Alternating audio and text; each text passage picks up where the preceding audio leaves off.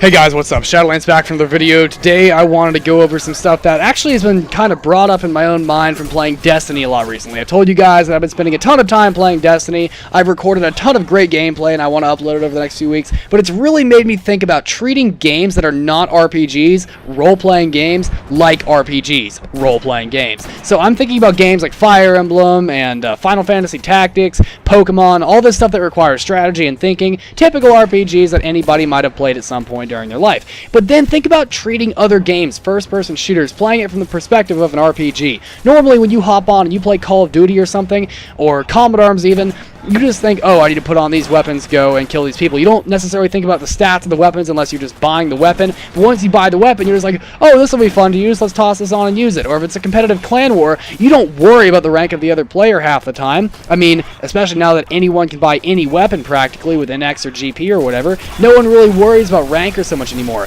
But in RPG land, that is incredibly different. A level 20 is going to stomp on level 10 anytime, where it might not necessarily be true that a major in Combat Arms is going to stomp on an LTC or a lieutenant, someone much higher, much lower than them.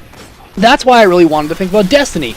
Destiny really brings these two elements together. You have to worry about your level, where even 1 or 2 levels can make a massive difference as to whether you're going to be good on a strike or not, or whether you're going to be successful in the Crucible fighting against somebody else. It's going to affect what weapons you have access to and how you can upgrade those weapons, if you can even upgrade those weapons. You have to worry about a bunch of that stuff. The stuff that a level 20 player has access to is vastly different than something that a level 6 or 7 player has access to, and that's going to improve or make worse your chances in a strike. If you're level 6 trying to play a level 8 strike, chances are you're going to get shat on left and right. But if you're level like 15 playing a level 8 strike and you're going to beat that Cephix Prime guy, you're just going to absolutely crap on him. I mean, it's not even going to be a match. It's just free stuff for you. And granted, you're not going to get good gear out of it, but you treat an FPS game like an RPG. I said this before when I was playing my Destiny and doing my gameplay on it last week, but for the most part, I think of Destiny not as a first-person shooter with RPG elements. I treat it as an RPG that has shooting in it. I don't treat it like an FPS. Yes, it's vastly an FPS where you're in first-person shooting people,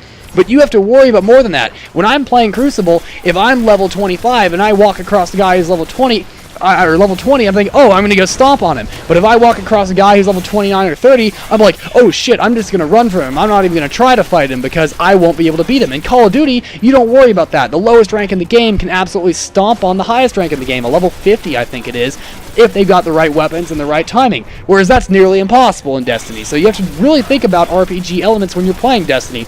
And I think it's going to be really cool to see these in other games, but think about this kind of mindset that you have, where you have to worry about things other than just shooting your weapon, and then try to apply that to other games like Combat Arms and Call of Duty, where you have to really think about what weapons you're using, or if you're playing a 1v1 against somebody else and you can both see what weapons each one of you is using, think about what weapon you could use to counter that one. What's going to specifically be useful to counter that? If someone's using an SMG, you might need to whip out the sniper rifle or the shotgun, so that you can either take him on in close range better, equip your heavy armor and stuff so that you can take a few shots of his SMG and still survive, and get those shotgun rounds off in time. Or get on your speed gear, put on your sniper rifle, and then get on your Marathon Pro and all that kind of stuff so you can run really far, really fast, whip out your sniper rifle, stay away from him so that he can't catch up to you with that SMG, take him out from a long range. It just depends on how you're going to play the game.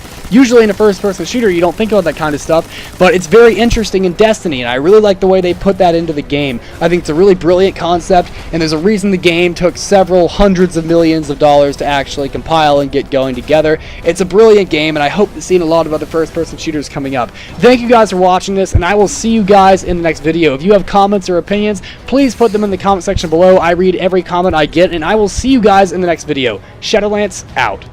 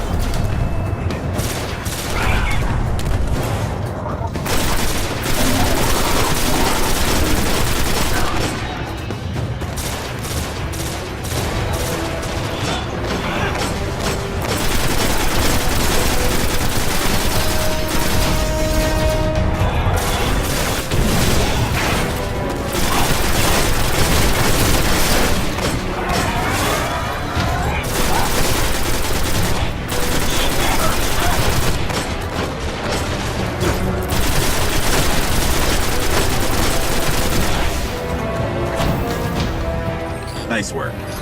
I'll let the Vanguard know the flares are dead. If those Scion flares were tangling with Rasputin, they are way more powerful than we realize.